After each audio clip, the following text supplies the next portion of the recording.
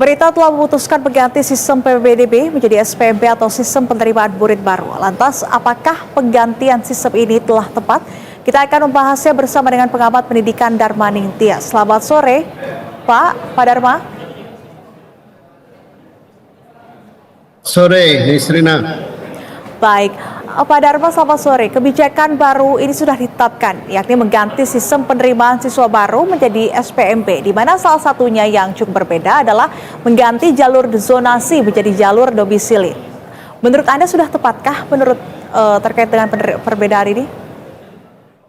Ya, pertama saya mengapresiasi adanya perubahan sistem yang sekarang sedang digodok ya. Jadi sekarang ini kan sedang menyusun rencana peraturan Menteri Pendidikan Dasar dan Menengah. Jadi belum menjadi peraturan ya. Ini yang harus dipahami. Nah, karena itu kemarin itu ada namanya konsultasi publik, itu sebagai satu langkah yang baik. Nah, terkait dengan soal penamaan, saya sendiri sebetulnya sejak dulu kalau menulis ya memakai sistem penerimaan murid baru, karena saya merasa lebih nyaman memakai istilah murid daripada sekedar peserta didik. Kenapa? Karena secara filosofis kalau murid itu memiliki makna yang lebih dalam dibandingkan dengan sekedar peserta didik tadi. Itu dari segi penamaan.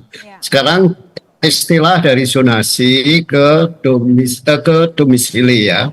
Saya kira itu dalam rangka untuk mengubah mindset masyarakat, karena seperti dijelaskan oleh Pak Menteri bahwa selama ini sebetulnya ada 4 jalur penerimaan murid baru itu, yaitu ada zonasi, ada afirmasi, ada perpindahan, dan ada prestasi. Tetapi mindset masyarakat itu hanya pada soal zonasi saja.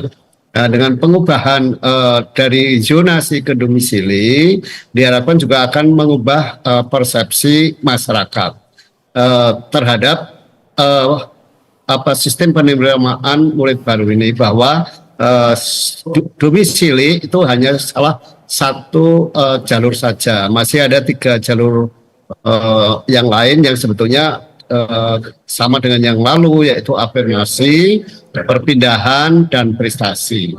Nah, yang membedakan sekarang, mungkin kan masyarakat bertanya, apa sih bedanya Permendikbud nomor 1/2001 dengan yang sekarang sedang disusun? Bedanya adalah pada prosentase masing-masing jalur itu. Karena kalau di yang ada sekarang, seperti tadi sudah ditampilkan oleh berita 1 TV juga, bahwa kuota untuk SMP dan SMA itu kan zonasi 50%. Sekarang yang SMP diturunkan jadi 40, yang SMA diturunkan menjadi 30. Sedangkan SD tetap, meskipun kalau saya sebetulnya mengusulkan SD itu tidak perlu menggunakan zonasi maupun afirmasi. Karena apa?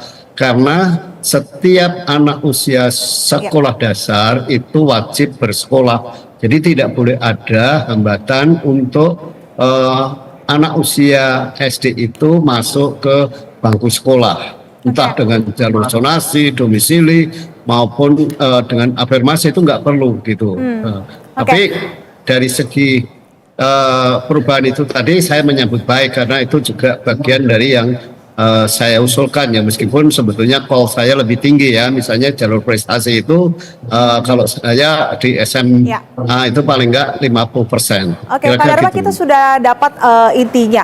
Tapi Pak Dharma, sebetulnya kalau kita lihat PPDB kemudian sekarang berubah nama menjadi SPMB, ini sebetulnya secara substansi sebetulnya mirip-mirip ya, hanya saja ganti packaging begitu istilahnya Pak Dharma. Tapi kalau Anda melihat, apakah ini tetap membuka terkait dengan rawan kecurangan, apakah nantinya tidak warga atau masyarakat tidak lagi berduyun-duyun untuk membuat domisili baru untuk bisa mendapatkan sekolah sesuai dengan domisili, sesuai dengan yang diinginkan kan? Karena kalau misalkan kita melihat masalah pada saat PPDB kemarin, pokoknya ini kan terkait dengan standar sekolah yang tidak sama, mutu yang tidak merata. Nah, Anda melihat bagaimana ini? Nah, justru kecurangan-kecurangan itu bisa diatasi dengan membuka ruang prestasi yang lebih tinggi, persentase prestasi yang lebih tinggi. Selama ini kan kecurangan itu terjadi karena katakanlah misalnya anak saya sebetulnya pinter, tetapi saya tinggal jauh dari sekolah yang bagus. Maka akhirnya saya mencari jalan supaya anak saya bisa diterima di sekolah yang bagus itu dengan cara apa? Saya pindah kakak begitu kan. Nah, dengan membuka ruang prestasi yang besar, maka saya tidak perlu pindah kakak untuk mensiasati supaya anak saya bisa diterima di sekolah yang bagus karena apa? Dia punya prestasi gitu. Itu sebabnya saya ngotot untuk SMA itu jalur prestasi lebih banyak. Karena memang SMA negeri itu adanya kan kalau di kota itu ya di pusat-pusat kota, kalau di kabupaten itu ya ada di ibu kota kecamatan paling dekat gitu ya. Sementara kan kalau di perkampungan di desa tempat tinggal itu berjauhan. Nah, dengan membuka ruang prestasi yang lebih besar, maka itu justru dapat meminimalisir adanya kecurangan-kecurangan terutama terkait dengan Dukcapil gitu.